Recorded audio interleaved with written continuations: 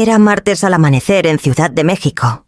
El ruido lejano de los camiones comenzaba a mezclarse con el canto de los pájaros, y yo apenas servía mi primera taza de café de olla cuando escuché el sonido seco de la notificación en la computadora.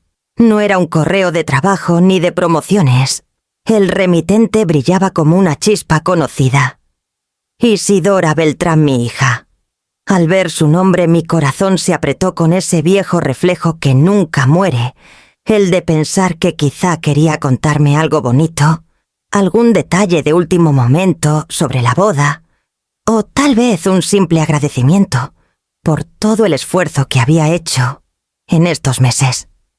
Abrí el correo con una leve sonrisa, pero esa sonrisa se quebró en segundos, como un vaso que se estrella contra el piso. «Mamá, no vengas a la boda. La ceremonia en Valle de Guadalupe será íntima. Puedes verla por transmisión». Ja, ja, ja. Me quedé mirando la pantalla como si las letras fueran cuchillos que entraban despacio, uno por uno. No había un querida mamá.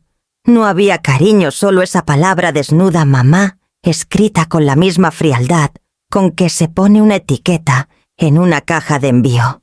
Y lo peor no fue la frase de exclusión, sino ese ja, ja, ja. Al final, como si quisieran maquillar la crueldad con una risa hueca. No derramé la taza, no grité, ni siquiera solté una lágrima. Simplemente me quedé inmóvil con el café enfriándose entre mis manos. Sentí que el aire de la cocina se volvía más pesado, que el mundo se había detenido un segundo para recordarme que el amor también puede expulsarte sin previo aviso. Yo soy Amaranta Laredo, viuda, desde hace 23 años, madre de 2 hijos y maestra retirada. Una mujer que aprendió a remar contracorriente, después de que la vida me dejara sola con cuentas que pagar y con una casa que sostener. Nunca me quejé, nunca reclamé. Siempre tuve claro que mis hijos serían mi prioridad, aunque eso significara borrar pedazos de mí misma para darles espacio a ellos. Y, sin embargo, ahí estaba el mensaje que me dejaba en claro lo que significaba ahora para mi propia hija, una espectadora con enlace de Google Meet. Una invitada al margen. Lo que nadie sabía, ni siquiera ella, era que apenas la semana anterior había transferido 500,000 pesos como anticipo de la boda. Dinero que salió de años de ahorros, de horas extras en el despacho, de vender la camioneta vieja y hasta de renunciar a unas vacaciones que había soñado por décadas. Yo misma había firmado esa transferencia con la ilusión de verla feliz, vestida de blanco, entrando al viñedo de Valle de Guadalupe bajo los aplausos. Ese dinero representaba mis sacrificios silenciosos, esos que nadie aplaude. Las noches en que preferí pagar su posgrado en Monterrey, en lugar de arreglar la gotera del techo los inviernos con 2 suéteres encima, porque había que cubrir su renta. Las veces que cancelé mis citas médicas para cubrir la mensualidad de su coche. Todo estaba en esas cifras que había entregado sin esperar nada a cambio más que una silla, una mirada, un gracias, mamá. Pero en ese correo no había gracias. Había una línea invisible que me echaba fuera, como si mi presencia estorbara, como si mi existencia desentonara con las flores importadas o con el protocolo de la familia del novio. Tomé aire hondo, cerré los ojos y escuché el rumor de la ciudad despertando. No lloré, no porque no doliera, sino porque el dolor era tan grande que las lágrimas no alcanzaban. Recordé entonces todas esas veces que Isidora me decía: «Mamá, sin ti no lo habría logrado». ¿Qué tan rápido se borran esas palabras cuando alguien más decide qué es correcto para la foto perfecta? Pensé en mi hijo Mateo, tan distinto, siempre más cercano, más sencillo. Y me pregunté qué diría si supiera que su hermana había escrito ese correo. ¿Lo sabría ya? ¿O sería también parte de esta farsa? El reloj de pared marcaba las 7:30 cuando me levanté de la mesa. Dejé la taza con el café ya frío en el fregadero, como quien deja atrás una parte de su vida. Me puse un suéter ligero, tomé mi bolso y salí de la casa rumbo al trabajo, aunque ya estaba jubilada. No era rutina, era instinto. Moverme para no quebrarme. En el camino, mientras el tráfico se agolpaba en Avenida de los Insurgentes, solo podía repetirme en silencio una pregunta que dolía más que cualquier insulto. ¿En qué momento mi amor se volvió opcional? La ciudad rugía. Los claxones se mezclaban con el pregón de un vendedor ambulante, y yo seguía manejando con las manos firmes en el volante, pero con el corazón convertido en un nudo. La vida no se había detenido para nadie más, pero para mí, algo sí se rompía en ese instante. No estaba frente a una llamada perdida o una tarjeta de cumpleaños olvidada. No, esta vez era un rechazo deliberado, calculado, escrito con toda intención. Mi propia hija había decidido que no me quería ahí, en el día que yo misma ayudé a pagar. El tráfico se liberó un poco y me vi reflejada en el retrovisor. Mi rostro mostraba las arrugas del tiempo, pero esa mañana descubrí otra marca invisible, la de una madre convertida en testigo invisible de la vida que ella misma construyó para su hija. Seguí manejando con un silencio espeso dentro del auto, y de pronto lo entendí. Ese correo no solo me dejaba fuera de la boda, me dejaba fuera de su historia. Y la herida más profunda no era la exclusión, sino la reescritura. Yo ya no era parte del relato, solo un pie de página en su guión perfecto. Apreté el volante con fuerza, como si esa fuera la única manera de no derrumbarme. Y una idea se abrió paso en mi mente, con la claridad de un trueno. Si mi hija pensaba que yo era prescindible, pronto descubriría cuánto de su mundo estaba sostenido por mí. ¿En qué momento dejé de ser madre para convertirme en un simple número de cuenta? Al día siguiente de ese correo, mientras acomodaba los papeles en la mesa del comedor, empecé a repasar casi sin quererlo todo lo que había caminado para llegar hasta ahí. A veces la memoria no pregunta, se abre como una compuerta y deja salir todo lo que uno había guardado en silencio. Recordé la primera vez que me quedé sola. Eduardo, mi esposo, murió de un infarto fulminante cuando yo tenía apenas 48 años. Aquella mañana la vida me empujó de golpe a la adultez más cruda, aunque ya tenía 2 hijos y una casa que mantener. De un día para otro el duelo se convirtió en cuentas vencidas, en recibos que no perdonaban, lágrimas, en decisiones que había que tomar sin derecho a equivocarse. Me ofrecieron continuar como asistente en el despacho legal, donde trabajaba medio tiempo. Acepté sin pensarlo, pero pronto me convertí en pieza fija, cargando con semanas de 50 horas laborales. Era entrar cuando el sol apenas despertaba y salir cuando la ciudad ya estaba sumida en el tráfico nocturno. Mientras otros cenaban con sus familias, yo revisaba expedientes o redactaba contratos interminables. Nadie lo veía, pero cada peso que llevaba a casa era un ladrillo más en el futuro de mis hijos. Las colegiaturas fueron la primera montaña que tuve que escalar. Mateo, siempre aplicado, soñaba con estudiar ingeniería, y lo logró gracias a becas y a mis desvelos. Con Isidora fue distinto. Ella cambió de carrera 2 veces. Cada cambio significaba reinscripciones, más créditos, más cuotas que pagar. Nunca me quejé, nunca la detuve. Pensaba que lo importante era que encontrara su camino, aunque el mío se volviera cada vez más empinado. Todavía tengo en la memoria la mudanza a Monterrey.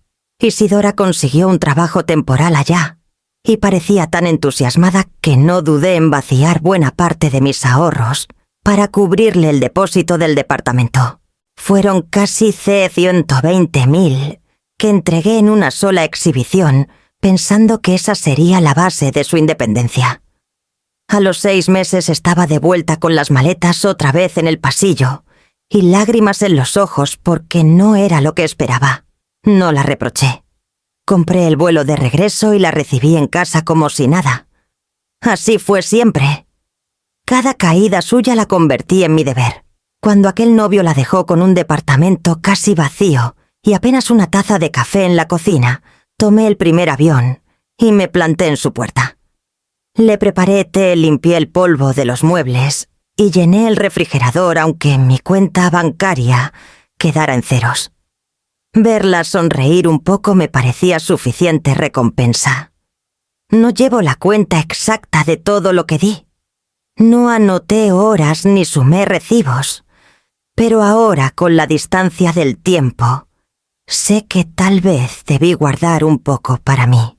Porque entre consultas médicas postergadas, tratamientos que nunca tomé, y los lentes nuevos que cada año cambiaba por los zapatos de mis hijos, fui dejando pedazos de mi salud en el camino. Llegó un punto en el que mis rodillas pedían atención, y yo les contestaba con una pastilla barata y la promesa de después. Ese después nunca llegó. Lo que sí llegó fueron las emergencias, las llamadas de madrugada, los depósitos urgentes, las transferencias que hacía desde la app del banco, mientras esperaba en el camión. Nadie me enseñó que el amor de madre también se mide en esas cuentas invisibles. Nadie me advirtió que no eran solo abrazos y consejos, sino facturas que vencían cada quincena y que yo pagaba con el cuerpo y el alma. Recuerdo una escena clara. Estaba frente a la lavadora vieja de la casa, equilibrando la canasta de ropa en la cadera. Tenía en la mano el recibo del gas y al mismo tiempo el aviso de pago de la universidad. Había que escoger. Decidí pagar la universidad y pasar un mes entero con suéteres encima y baños de agua fría. Nunca se lo conté a nadie. Yo creía que el sacrificio silencioso era parte natural de ser madre. Quizá por eso dolió tanto ese correo. Porque no era solo una invitación negada. Era la negación de toda una vida de cuentas pagadas a escondidas de noches, sin dormir, de cálculos invisibles que sostuvieron su presente. Me quedé largo rato pensando en cómo el amor, ese amor que se supone eterno e incondicional, puede terminar convertido en un número más. Y me pregunté si mis hijos alguna vez imaginaron todo lo que escondía mi sonrisa cuando les decía: no se preocupen, todo está bien. No todo estuvo bien. Hubo días en que mi cuerpo gritaba descanso, en que mi corazón pedía un abrazo, pero yo seguía trabajando, repartiendo, sosteniendo. Y ahora, en mis 73 años, con la espalda cargada de memorias y los brazos vacíos de caricias, lo único que recibía era un enlace de transmisión como premio de consolación. Suspiré hondo, apoyé las manos sobre la mesa y me vi reflejada en el vidrio de la ventana. La mujer que me miraba de vuelta no era débil ni derrotada. Era una mujer cansada, sí, pero también consciente de que cada sacrificio hecho fue real, que cada peso entregado tuvo nombre y apellido. Y sin embargo ahí estaba el vacío, el eco de una hija que ya no me reconocía como parte de su historia. El jueves amaneció gris con una llovizna fina que parecía empeñada en recordarme que algunas decisiones se toman cuando el corazón ya no puede posponerlas. Salí temprano rumbo a Polanco con el bolso colgado en el hombro y la determinación escondida en el pecho como si fuera un secreto, a punto de revelarse. El tráfico estaba insoportable como siempre, pero esa mañana ni los claxones ni los vendedores en los semáforos lograban distraerme. Iba con un solo propósito: de tener la segunda transferencia de la boda. Había programado el pago de 900.000 pesos hacía 2 meses, convencida de que era la manera de garantizar que todo saliera perfecto en el viñedo de Valle de Guadalupe. Era dinero que me costó años juntar, que guardaba con la ilusión de ver a mi hija sonreír sin preocuparse por nada. Pero después de aquel correo, ese pago dejó de tener sentido. Al llegar al banco, el aire frío del lobby me recibió como una bofetada. Saludé a la guardia de seguridad con un gesto breve y caminé directo hacia la ventanilla de ejecutivos. La misma mujer que me atendió cuando hice la primera transferencia levantó la vista y me reconoció de inmediato. «Señora Laredo, qué gusto verla otra vez», dijo sonriendo con profesionalismo. «Buenos días, Laura», contesté recordando su nombre. Siempre pongo atención a esas cosas. Son detalles que hacen que la gente te mire distinto. Nos sentamos en su escritorio. El olor a papel y tinta fresca me trajo recuerdos de mis años en el despacho, largas jornadas, revisando contratos con la vista cansada. Solo que esta vez, el contrato era conmigo misma. Vengo a cancelar una transferencia programada, le dije con calma como si estuviera pidiendo un café. Ella parpadeó. Tecleó mi número de cliente y buscó en la pantalla. Se refiere a la transferencia de 900.000 pesos al viñedo, en Baja California. Preguntó con cautela. Asentí clavando mis ojos en los suyos para que entendiera que hablaba en serio. Señora, debo advertirle que al cancelar este pago, el contrato con el proveedor se da por perdido. Puede haber penalizaciones. ¿Está completamente segura? Respiré hondo. Sentí que el aire frío se instalaba en mis pulmones como una confirmación. Sí, Laura, estoy segura. Ella dudó unos segundos como si esperara que cambiara de idea, pero al ver que mi expresión no se movía, comenzó a preparar los formularios. Mientras firmaba recordé la primera vez que llevé a Isidora de la mano al kinder, con el uniforme demasiado grande y las trenzas desordenadas. Recordé las veces que la acompañé a Tasekesha en entrevistas de trabajo, y como siempre me decía que sin mí no habría llegado hasta ahí. Y ahora ahí estaba yo, firmando para retirarle un piso que creía firme, para que descubriera que no todo estaba asegurado sin mí. Necesito también que transfiera este monto a un fideicomiso personal, añadí sacando de mi bolso un folder con los datos. Laura arqueó una ceja sorprendida. ¿Ya lo tenía preparado?, preguntó, más como mujer curiosa que como ejecutiva. Desde hace tiempo, contesté sin dar más explicaciones. Era cierto. Hacía meses que trabajaba en silencio con un notario para armar un fideicomiso. No porque desconfiara de mis hijos, sino porque había aprendido a la mala que el futuro hay que amarrarlo antes de que la vida decida por ti. Ese dinero ya no ibas a financiar centros de mesa ni vestidos importados. Ahora quedaría bajo mi nombre protegido, destinado a algo que aún no había dicho en voz alta, pero que me daba paz tener reservado. Laura asintió y terminó de teclear. Me pasó el último documento. Firmé con una seguridad que no había sentido en años. La pluma pesaba como si cada trazo fuera un desprendimiento de todo lo que había cargado durante décadas. Cuando terminé, ella me devolvió los papeles en una carpeta. Listo, señora Laredo. La transferencia quedó cancelada y el dinero está ahora en su fideicomiso. Gracias, Laura. Me levanté despacio, guardé la carpeta en mi bolso y caminé hacia la salida. El eco de mis pasos en el piso de mármol me sonó distinto. No eran los pasos de una madre desesperada, sino de una mujer que al fin tomaba control. En la puerta me detuve un segundo. Afuera la llovizna había parado y el sol empezaba a asomarse entre las nubes. La ciudad seguía igual de caótica, pero dentro de mí algo había cambiado para siempre. Manejando de regreso me dejé arrullar por el murmullo de la radio. No pensaba en penalizaciones ni en fechas perdidas. Pensaba en la fuerza silenciosa que uno descubre cuando deja de temer a la soledad. Si Isidora creyó que yo era prescindible, pronto descubriría cuánto de su mundo estaba sostenido por mis manos invisibles. El viernes amaneció con un sol resplandeciente, de esos que hacen brillar hasta los muros más viejos de la colonia.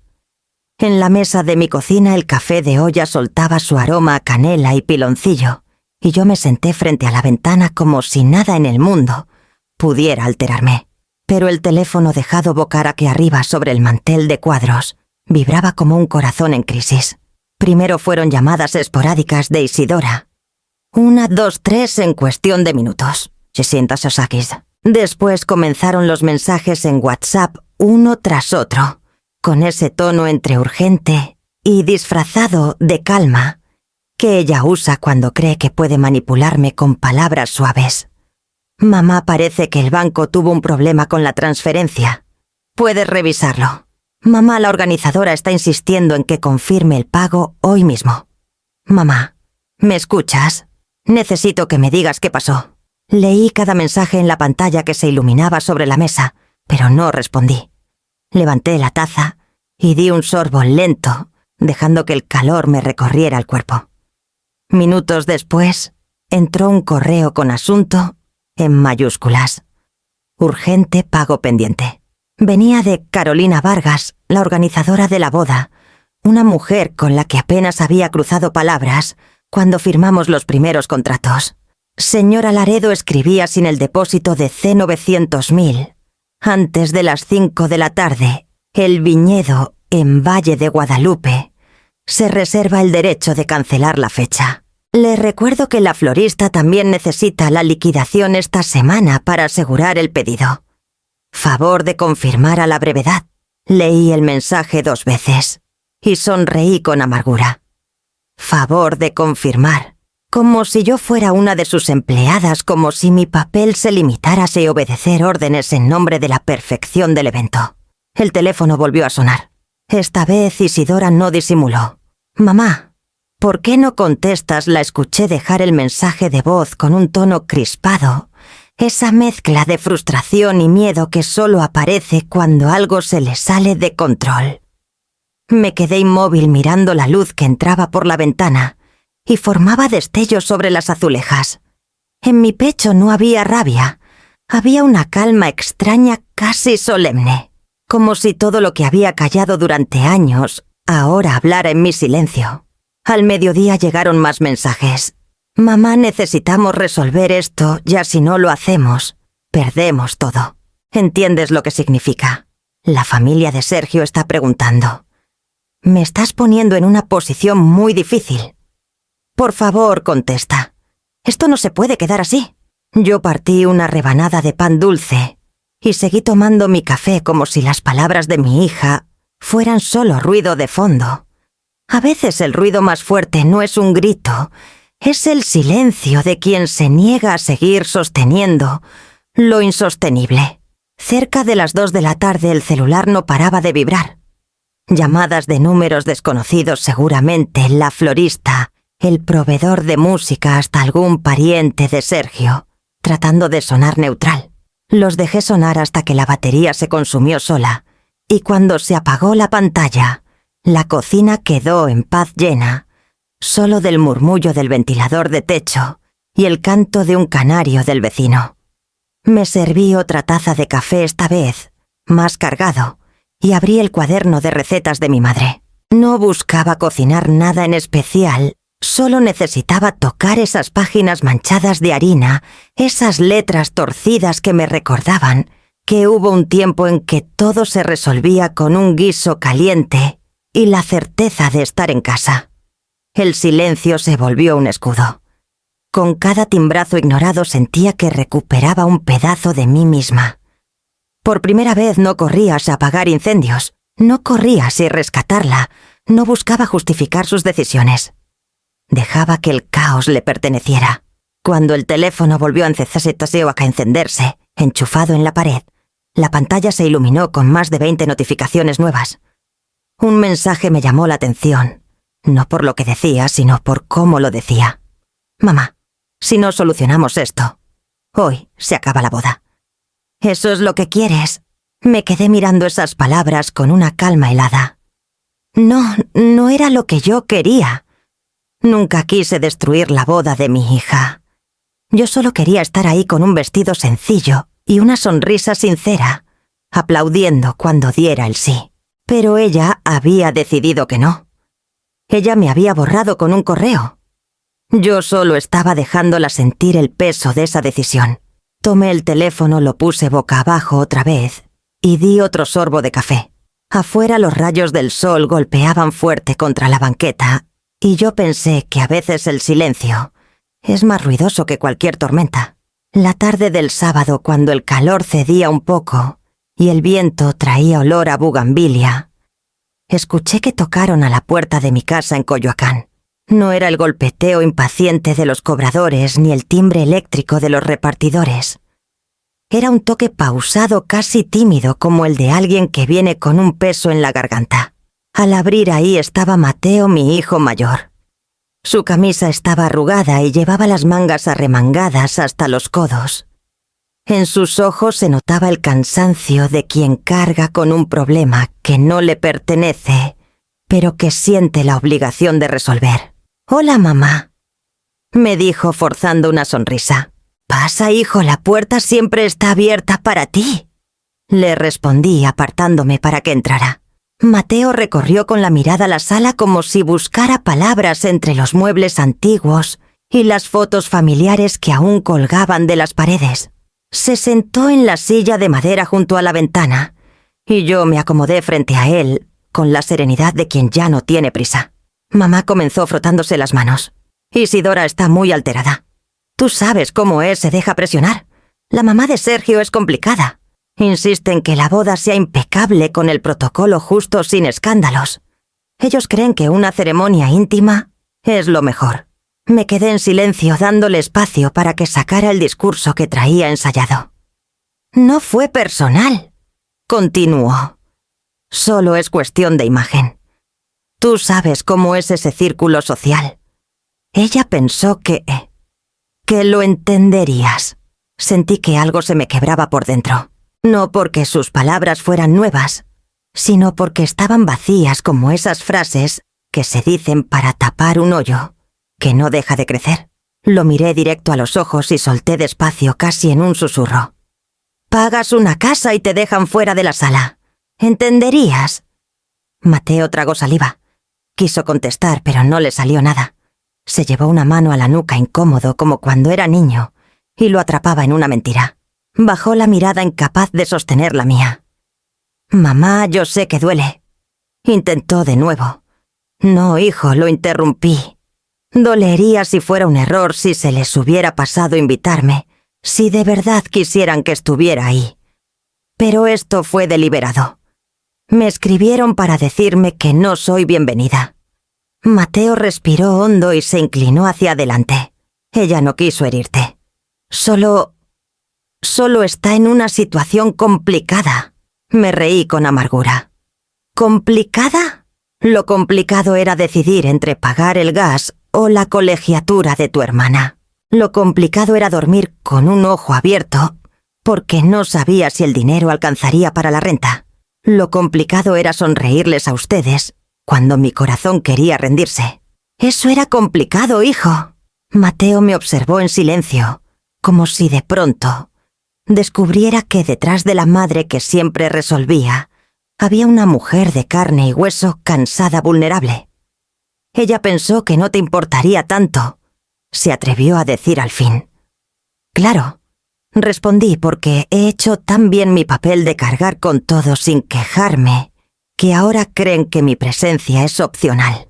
La sala quedó en silencio.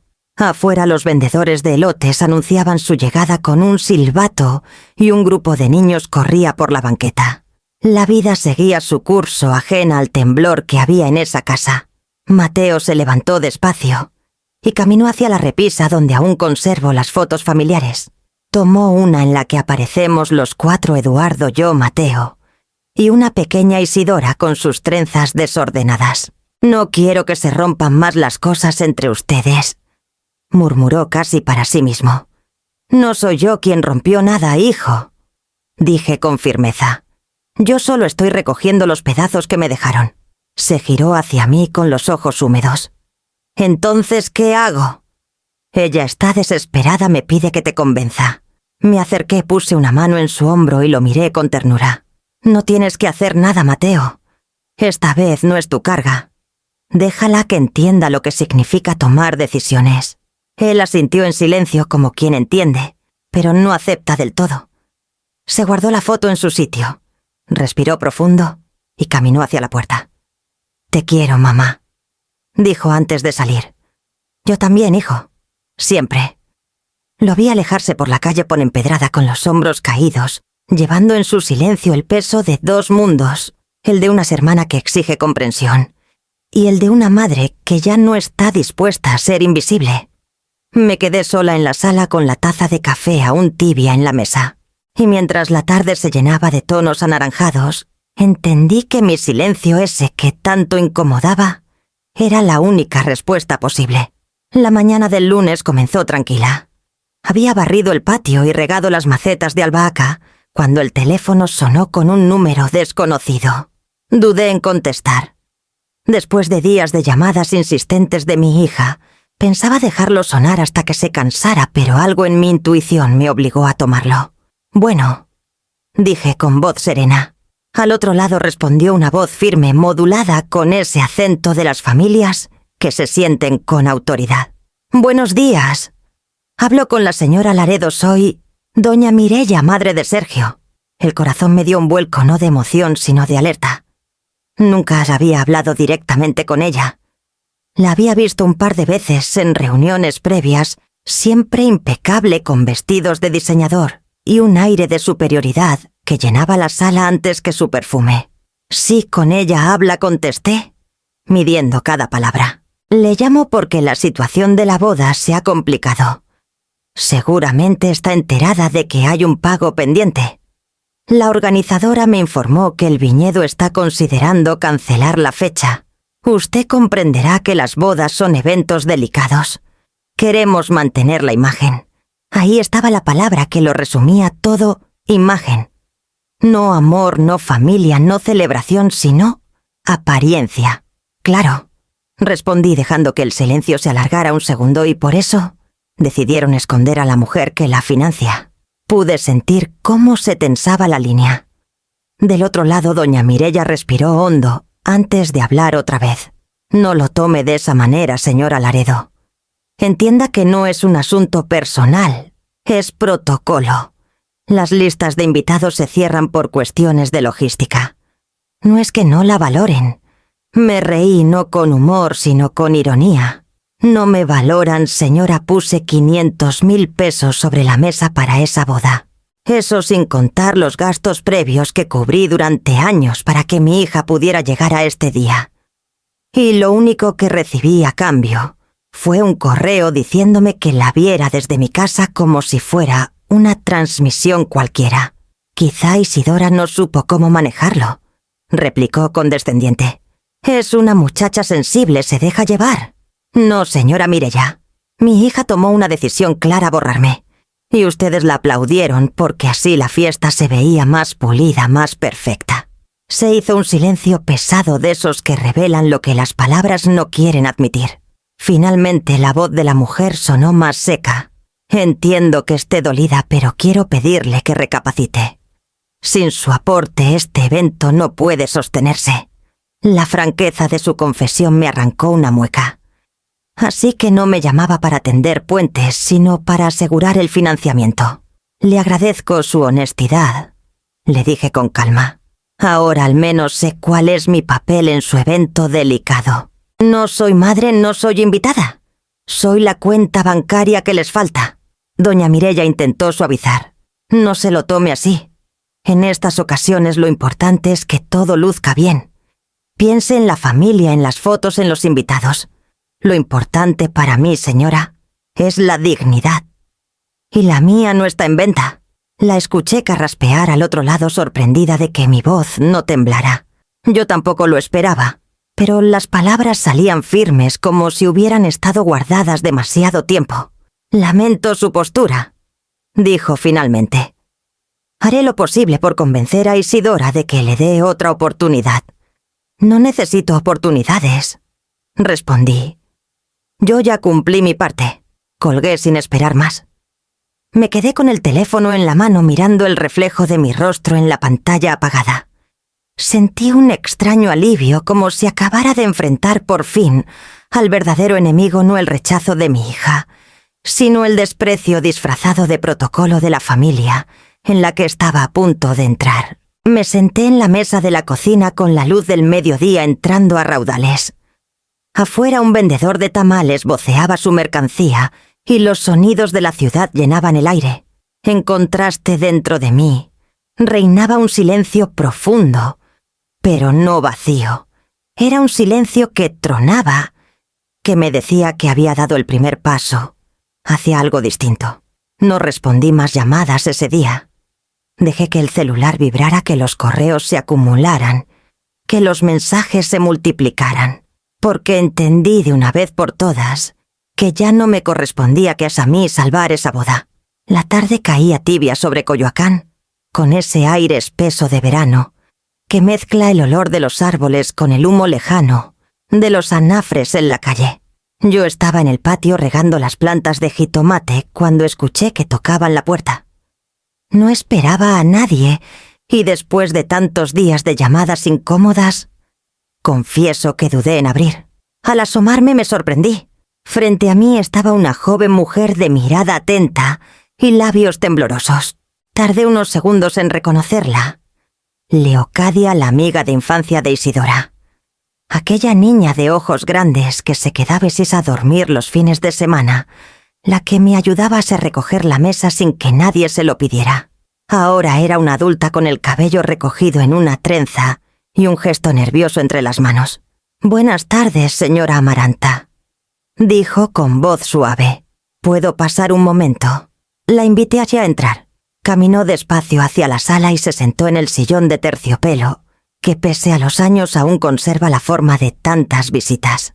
Puse sobre la mesa un vaso de agua fresca, y mientras ella lo sostenía se notaba que buscaba las palabras. «No quiero incomodarla», empezó, pero sentí que tenía que venir. Asentí esperando. «Yo sigo en contacto con Isidora», continuó bajando la voz. «Sé que las cosas están tensas, y pensé que quizá debería escuchar otra versión». No dije nada. Solo crucé las manos sobre el regazo y la miré con atención. «Ella está deshecha, señora. Se lo juro». En público se muestra firme, sonríe. Habla de planes, pero en privado llora como no la había visto desde que éramos niñas.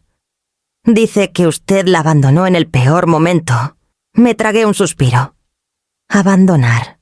Qué palabra más injusta para una madre que lo dio todo. Ella pensaba que usted nunca se iría, agregó Leocadia con los ojos brillantes. Por eso la herida es más profunda. Sentí un nudo en la garganta, pero respondí sin vacilar. Precisamente. Mi ausencia pesa porque antes siempre estuve. Leocadia bajó la mirada hacia el vaso. Sus dedos trazaban círculos en el borde como si buscara valor en ese movimiento. «Yo la conozco desde que éramos niñas», dijo con nostalgia. «Siempre la admiré por la madre que tenía. Usted era la que nos preparaba chocolate caliente, después de las tareas la que escuchaba nuestras historias, sin reírse de lo tontas que sonaban. Nunca pensé que ella pudiera tratarla así». Sonreí con amargura. Nadie lo piensa hasta que ocurre. Uno cría con la idea de que el amor es un salvavidas eterno, pero a veces lo usan como trampolín para alejarse. Leocadia se acomodó en el sillón inquieta. Isidora insiste en que fue todo por presión. La suegra, la organizadora, la imagen. Ella dice que usted no lo entendería, pero yo creo que sí lo entiende, quizá demasiado. «No, hija», le respondí con dulzura. «Yo no entiendo cómo alguien puede borrar a su madre con un correo. Lo que sí entiendo es que cada decisión trae consecuencias, y ahora ella está probando las suyas». Hubo un silencio. Afuera pasaba un organillero y la melodía antigua entraba por la ventana como un recordatorio de que el tiempo nunca se detiene. «¿Y usted qué quiere, señora?», se atrevió ella a preguntar. La miré de frente. «Quiero paz. Lo que hagan con su boda es asunto de ellos». «Yo ya hice bastante». Leocadia asintió despacio como aceptando algo que no le correspondía resolver. Ella me pidió que la visitara para decirle que todavía está ya tiempo de cambiar de opinión, que lo piense por el bien de la familia. Solté una risa seca. ¿Por el bien de la familia o por el bien de la fotografía? Leocadia se sonrojó apretando el vaso entre las manos. No sé qué decirle. Solo que la quiere aunque no sepa mostrarlo. Querer no es suficiente cuando se hiere con tanto descuido, contesté. Yo no guardo rencor, pero tampoco pienso seguir siendo invisible. Ella se quedó callada como si mis palabras hubieran cerrado todas las salidas posibles. Finalmente dejó el vaso sobre la mesa y se levantó. «Perdón si le quité tiempo», murmuró. «No me quitaste nada, hija. Gracias por venir». La acompañé hasta la puerta. Antes de salir volteó y me miró con un gesto indescifrable. Usted siempre fue el lugar seguro de Isidora. Tal vez por eso le duele tanto ahora.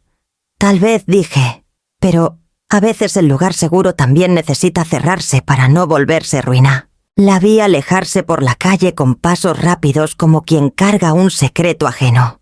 Cerré la puerta y me quedé de pie en el pasillo, sintiendo que cada palabra dicha había pesado más que 1000 correos. No me conmovieron las lágrimas escondidas de mi hija, ni la presión de la suegra ni los ruegos indirectos. Lo único que me importaba era la certeza de que por primera vez en mi vida, mi silencio tenía más valor que cualquier sacrificio. El miércoles a media mañana, mientras colgaba la ropa recién lavada en el patio, mi celular vibró sobre la mesa. No era un número conocido, sino un correo automático del Viñedo, en Baja California. Abrí el mensaje con calma, sin prisa, como quien ya espera lo inevitable. Señora Beltrán, decía con frialdad corporativa, lamentamos informarle que debido a la falta de pago, su fecha ha sido liberada y otorgada y a otro cliente. Agradecemos su interés y quedamos a disposición para futuros eventos. Ni una llamada ni una disculpa, solo un párrafo que sellaba lo que yo ya sabía desde el primer instante en que cancelé la transferencia. El castillo de cristal que habían diseñado se resquebrajaba. A la hora del almuerzo llegó el segundo golpe. La florista, una mujer que había visitado personalmente mi casa semanas antes para mostrarme catálogos de orquídeas y peonías, envió un mensaje: señora Isidora, al no recibir la liquidación. Los arreglos fueron asignados a otra boda. No podemos sostener un pedido tan grande sin pago completo. Imaginé a Isidora leyendo ese mensaje con las manos temblando, la pantalla llena de notificaciones y el sueño de flores blancas marchitándose antes de tiempo. Pero la estocada llegó esa misma tarde. Un grupo de mariachi contratado con anticipación para animar la fiesta publicó en sus redes sociales una foto en otro evento con la leyenda: gracias por confiar en nosotros para su gran día. Fue así como me enteré que ante la falta de anticipo, ellos habían tomado otro compromiso.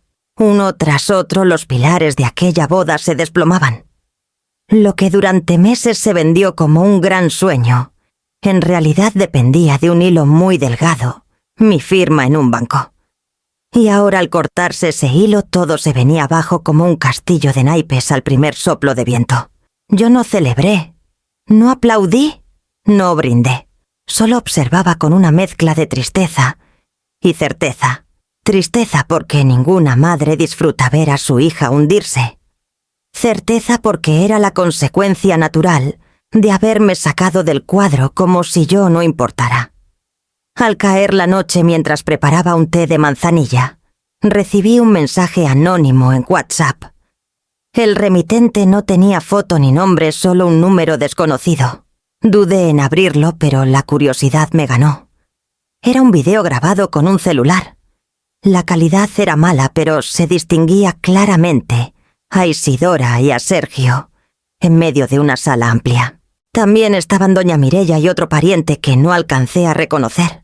El tono era alto, la discusión feroz. «¡Se los dije!», gritaba Sergio con el rostro rojo. «Sin ese dinero nada se sostiene». «Tu madre», respondió Isidora fuera de sí. «Mi propia madre hizo esto». Escuchar mi nombre en esa escena me estremeció. No lo decían con cariño ni con respeto, sino como quien nombra al enemigo ausente. ¿Y qué esperabas?, intervino doña Mireia con desdén. Si la tratan como adorno, tarde o temprano, iba a reaccionar. El video terminó abruptamente con voces entrecortadas y el celular bajando deprisa. Me quedé mirando la pantalla en silencio con el pulso acelerado. No sabía quién lo había enviado, ni por qué, pero el hecho de que alguien quisiera mostrarme esas entrañas decía mucho, la verdad. Empezaba a circular. Guardé el celular en un cajón y apagué la luz de la cocina. Afuera la ciudad seguía su rutina, claxones, vendedores de pan, vecinos charlando en la banqueta. Dentro de mí, en cambio, había un silencio nuevo, pesado y revelador. No necesitaba levantar la voz ni acudir a los medios, ni vengarme con estridencias. Bastaba con quedarme quieta a tomar mi té y dejar que los cimientos de aquella mentira se derrumbaran solos. Esa noche, mientras me acostaba, me vino a la mente una imagen Isidora de niña, intentando armar un castillo de cartas en la mesa del comedor. Cada vez que lograba levantar 3 niveles, un soplido mínimo, lo echaba abajo. Yo, paciente, le decía: «Para que algo dure, hija, primero hay que darle base». Ahora entendía que la vida le estaba repitiendo la misma lección. Solo que esta vez no era un juego de cartas, sino la boda entera que se desplomaba frente a sus ojos. Eran casi las 3 de la mañana cuando escuché el timbre suave de mi laptop en la sala. No pude dormir esa noche. La humedad del verano y el peso de los pensamientos me habían mantenido dando vueltas en la cama. Caminé descalza con un rebozo sobre los hombros y abrí la computadora. Ahí estaba un correo nuevo remitente: Isidora Beltrán. El asunto decía: «Necesito explicarte». Me quedé unos segundos mirando la pantalla, dudando si abrirlo. El silencio de la madrugada parecía envolverse a mi alrededor y yo ya presentía lo que iba a encontrar. Finalmente, hice clic. Era un texto interminable, casi 4 páginas. Una avalancha de frases largas justificando lo injustificable. «Mamá, sé que estás enojada. Nunca quise hacerte daño. Las cosas se complicaron demasiado. La familia de Sergio insiste en ciertos protocolos, la organizadora nos presiona y yo me sentí atrapada. Por eso escribí ese correo que te dolió. No fue mi intención excluirte. Pensé que entenderías que las bodas son delicadas, que no quería que te incomodaras con tanta gente desconocida. Quizá me equivoqué en la forma, pero no en el fondo». Cada párrafo era igual excusas disfrazadas de preocupación. A ratos parecía una disculpa, pero nunca llegaba tal que a serlo. Las palabras «te pido perdón» brillaban por su ausencia, como si reconocerlas implicara desnudar una verdad que no estaba dispuesta a enfrentar. Continuaba: «Además, mamá, tú siempre has sido fuerte. Yo confiaba en que lo tomarías bien, en que sabrías que no era contra ti. Que todo esto se trata de organizar algo que salga impecable. No quiero que pienses que no te quiero. Solo que en este momento no podía con tantas presiones. Si me hubieras visto llorar estas noches entenderías. Por favor, trata de comprenderme». Suspiré. Había algo cruel en ese retrato, convertirme en testigo de sus lágrimas, como si eso borrara la herida de mis silencios ignorados. El correo seguía con una lista de justificaciones: el estrés del trabajo, las críticas de la suegra, el dinero que faltaba, el cansancio. Incluso se atrevió a mencionar que todo lo hacía por amor. Me dolió leer esa frase, porque el amor que humilla no es amor, y ella aún no lo entendía. Terminé el texto y me quedé en la penumbra iluminada solo por la pantalla azulada. Esperaba encontrar, aunque fuera al final, una palabra clara, simple, directa. No estaba. El cierre decía: «Espero que podamos hablar pronto. Me duele pensar que no me apoyas en este momento. Te abrazo fuerte, Isa». Cerré los ojos. Un abrazo escrito no compensa un portazo en la cara. Me quedé quieta, sintiendo que el silencio de la casa era más verdadero que esas páginas llenas de adornos. No había rencor en mí, solo una certeza fría. No necesitaba responder. Moví el cursor, seleccioné la opción de archivar y el correo desapareció de la bandeja. No lo borré. No lo marqué como importante. Simplemente lo guardé en un rincón, igual que ella me había guardado a mí, fuera de la vista. Apagué la computadora y regresé a la cama. Afuera la ciudad seguía dormida, y yo por primera vez en mucho tiempo también pude cerrar los ojos sin sentir la obligación de cargar con nada más. El jueves por la tarde, mientras acomodaba las macetas en el patio y el olor a tierra húmeda llenaba el aire, recibí una llamada inesperada. El número era conocido, el de un primo político de Sergio, con el que apenas había intercambiado saludos en la pedida de mano.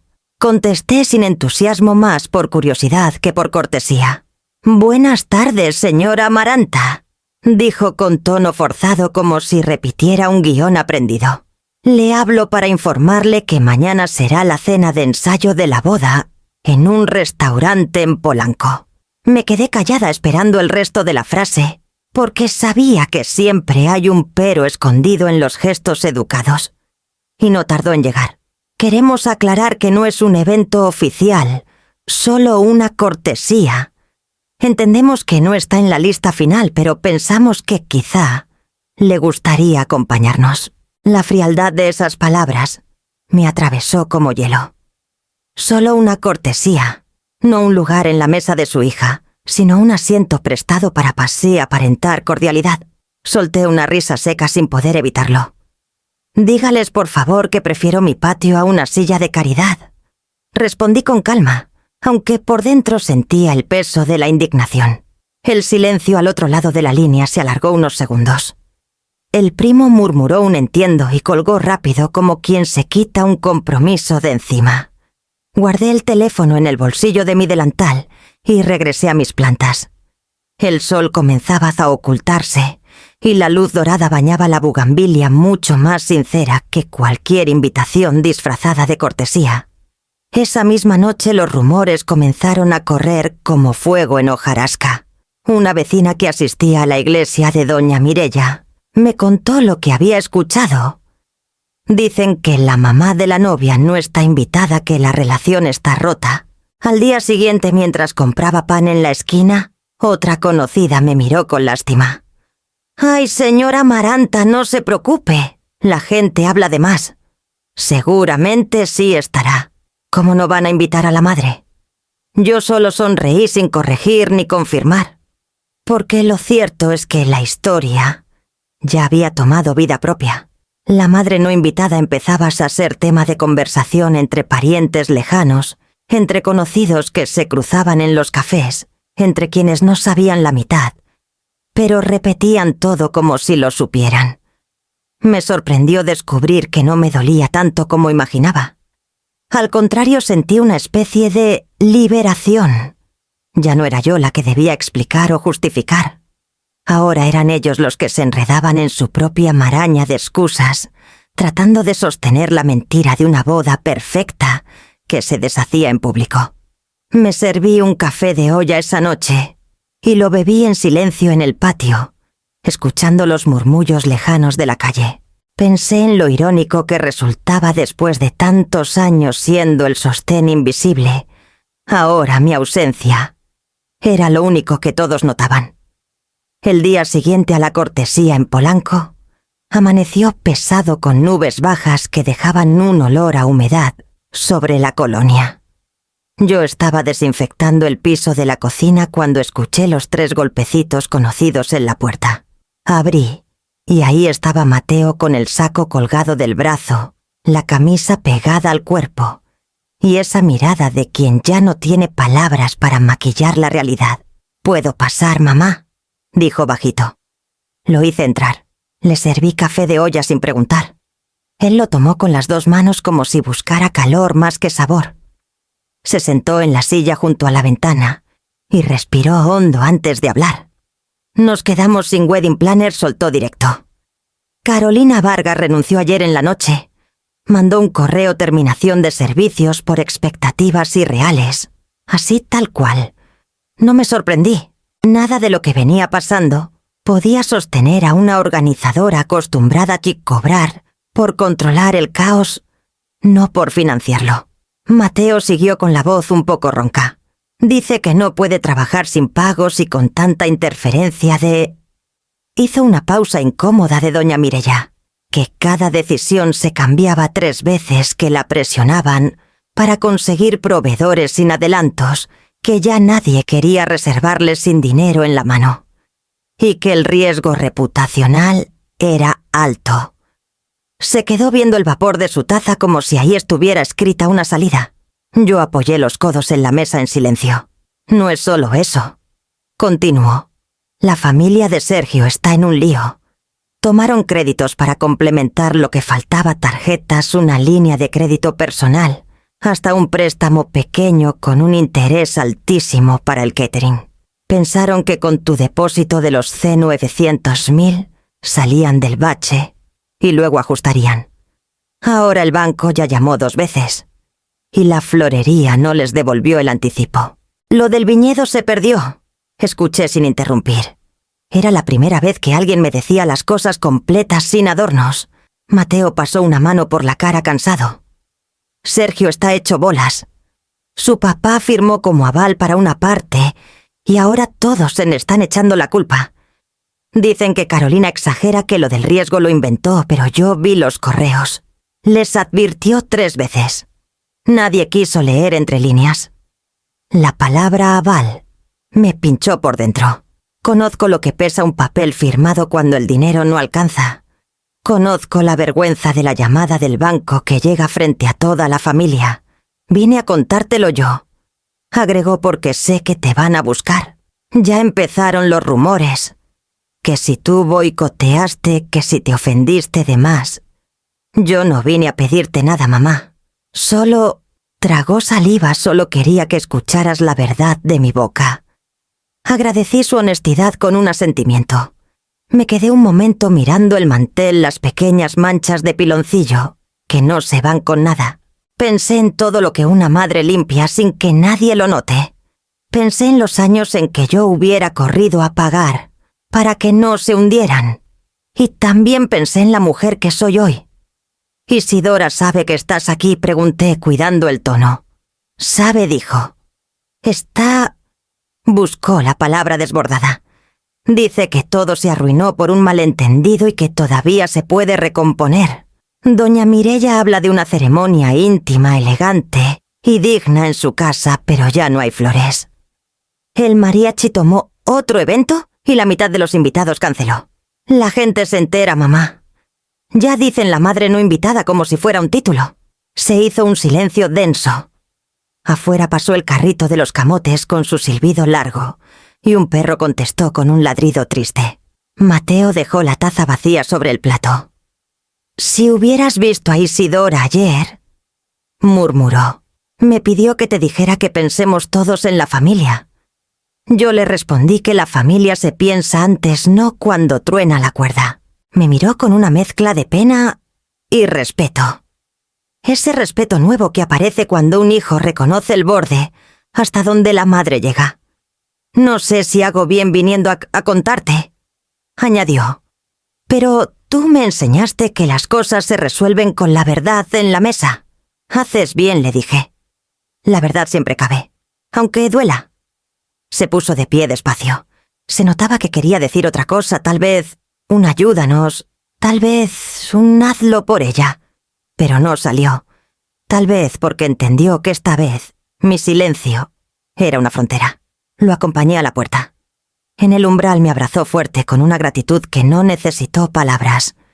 «Te quiero, mamá», susurró. «Yo también, hijo. Y aquí estoy». Respondí que no es lo mismo que aquí resuelvo. Cuando se fue, regresé a la mesa y recogí las tazas. La luz gris entraba apenas por la ventana y hacía brillar el acero del fregadero. Pensé en Carolina escribiendo expectativas irreales y en un banco marcando a la hora de la comida. Pensé en las fotos que ya no se tomarían, en los arreglos que perfumarían otra boda, en una suegra sosteniendo con alfileres la palabra digno. Lavé los platos con calma como quien termina un turno largo y al fin apaga la luz de la oficina. No había triunfo en mi pecho, había claridad.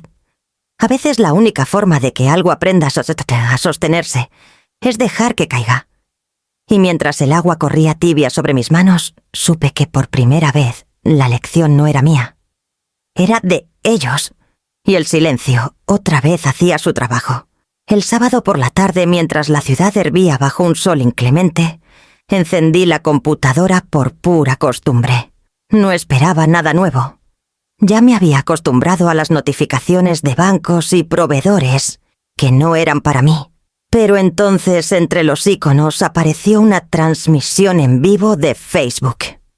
El título me erizó la piel: Boda Beltrán Beltrán, Guadalajara.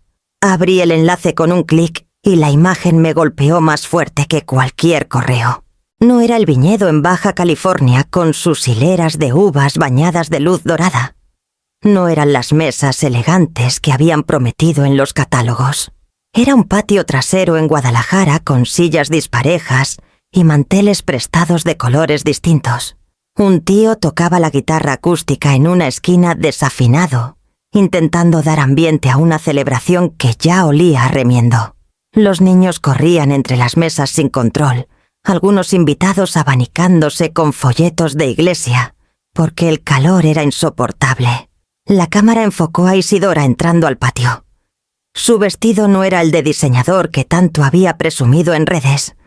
Era uno de satín marfil comprado a las carreras en una boutique barata del centro. 8.000 pesos, según supe después, por un chisme que corrió entre los invitados. El vestido brillaba bajo el sol, pero no por elegancia, sino por el sudor que marcaba la tela. Sergio, con el saco arrugado, intentaba sonreír, aunque se le notaba el enojo en la mandíbula apretada. La madre de él, doña Mireya, se movía nerviosa entre las mesas, acomodando flores plásticas en floreros prestados. A cada gesto suyo se le escapaba una mueca de fastidio. La transmisión mostraba a los invitados sacando sus celulares. Algunos murmuraban en voz baja. Alguien comentó: ¿y la mamá de la novia? Dicen que no vino. La cámara se acercó a Isidora y pude leer en sus ojos lo que su boca intentaba ocultar, con sonrisas falsas, el vacío. En mi sala frente a la pantalla me quedé inmóvil. No reí, no lloré, no celebré. Solo observé cómo la fachada perfecta que tanto defendieron se derrumbaba ante todos en vivo, transmitida al mundo sin filtros. El clímax llegó cuando el guitarrista se equivocó en los acordes, justo en el momento en que el juez improvisado pedía silencio. Algunos invitados rieron por lo bajo. La cámara tembló. Y alguien murmuró otra vez: «Qué raro que la mamá no esté». Con tanto que dicen que pagó. Sentí un estremecimiento recorrerme la espalda. Mi nombre ya no estaba en correos ni en reclamos privados. Ahora flotaba en las bocas de extraños como una sombra que explicaba la grieta evidente en esa boda improvisada. Me serví una taza de café y me senté frente a la pantalla.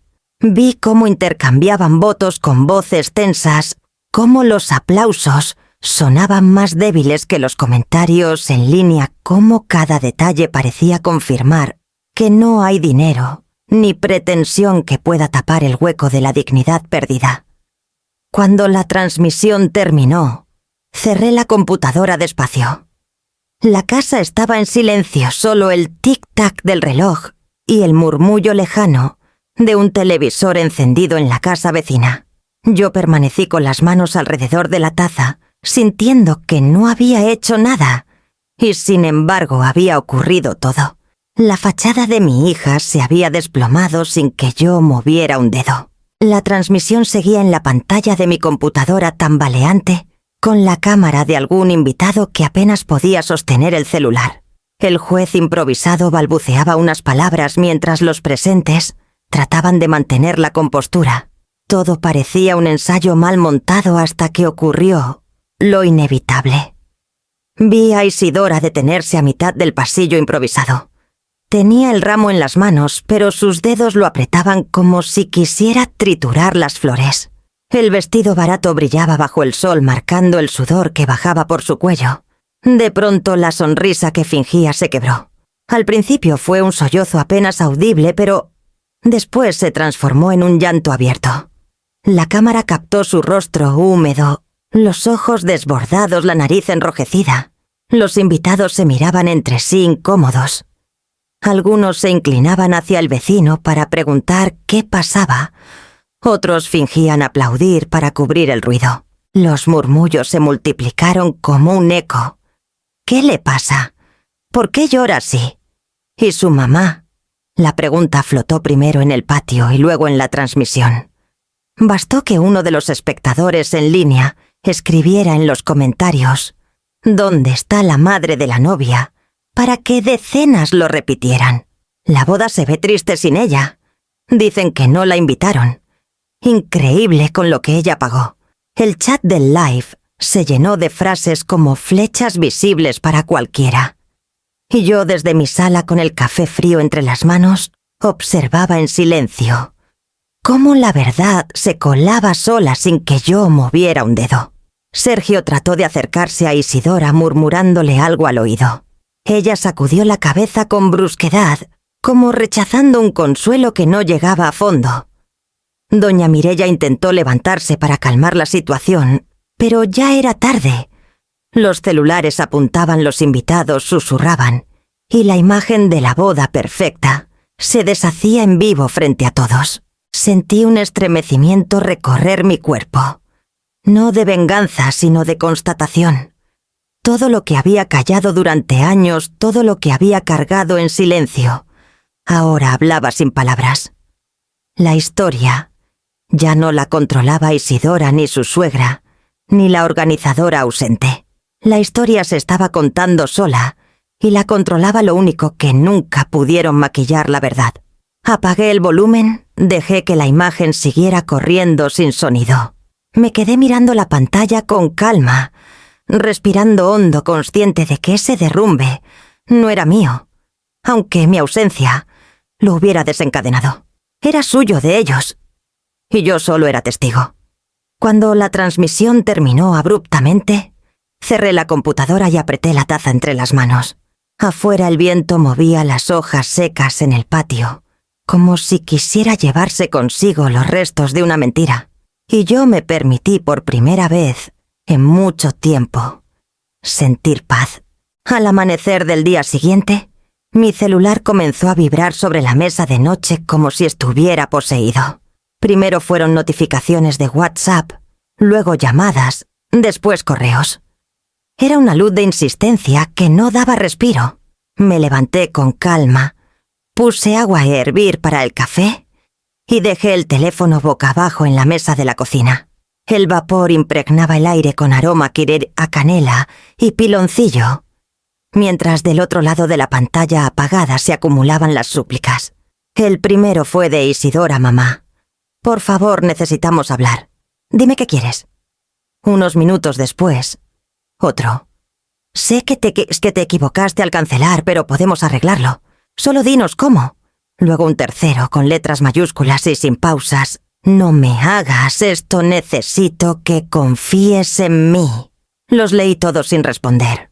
Pasaba el dedo por las notificaciones como quien hojea un periódico, consciente de que la verdadera noticia ya estaba escrita. Su fachada se había desplomado en vivo, y nada podía revertirlo. A media mañana fue Sergio quien llamó. Su voz sonaba tensa, disfrazada de cortesía. Señora Amaranta, le ruego que nos escuche. Esto no puede quedar así.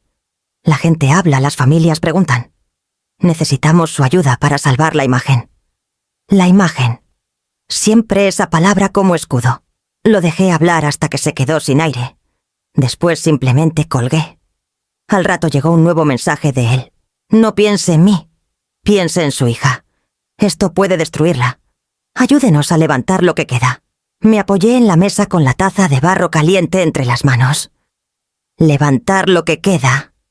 Yo pasé media vida levantando sus ruinas, pagando sus cuentas, recogiendo pedazos. Esta vez no.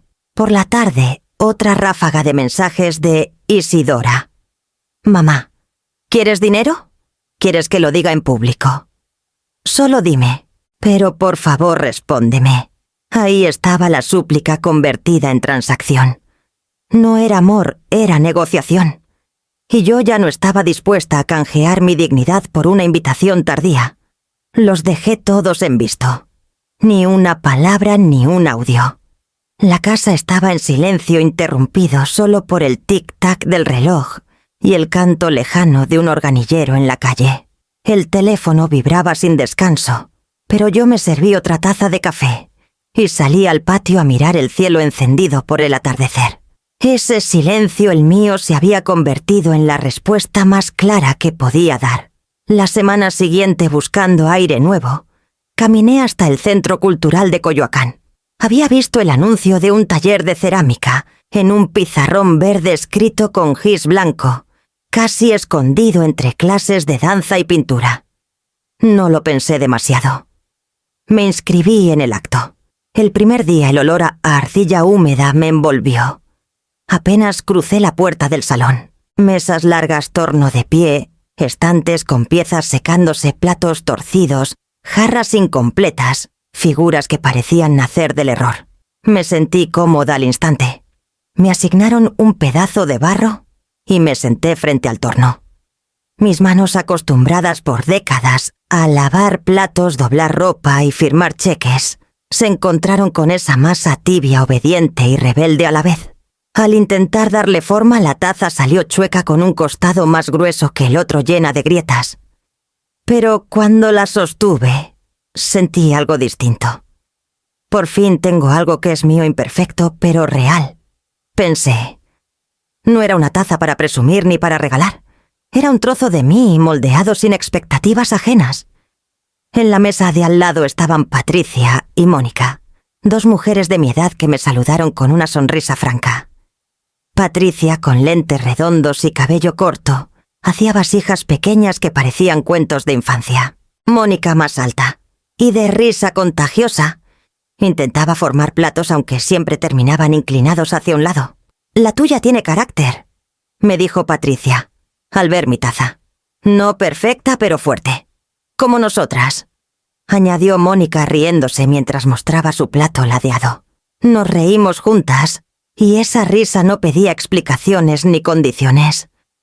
En esas horas no importaban los correos, las llamadas, ni la etiqueta social.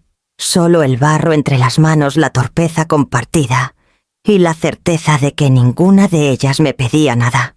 Al salir del taller llevaba mi taza envuelta en periódico como si fuera un tesoro. Caminé por las calles empedradas de Coyoacán con una calma que no sentía en años. Esa noche, al poner la taza en la repisa de mi cocina, comprendí que no necesitaba ser perfecta para darme paz. Era una tarde tranquila, de esas en que el aire tibio se mezcla con el olor a tierra mojada después de regar. En el patio las matas de jitomate crecían tercas y verdes, desafiando a quienes decían que no prosperarían plantadas tan tarde.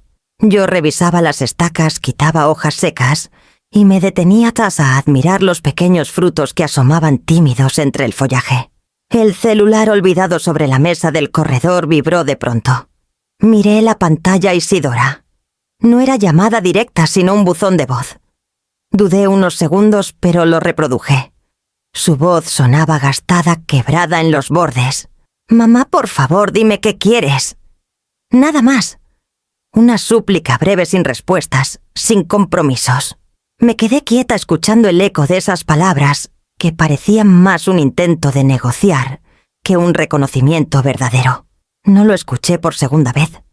Lo borré con un gesto firme, como quien cierra un capítulo que ya no tiene más páginas por ofrecer.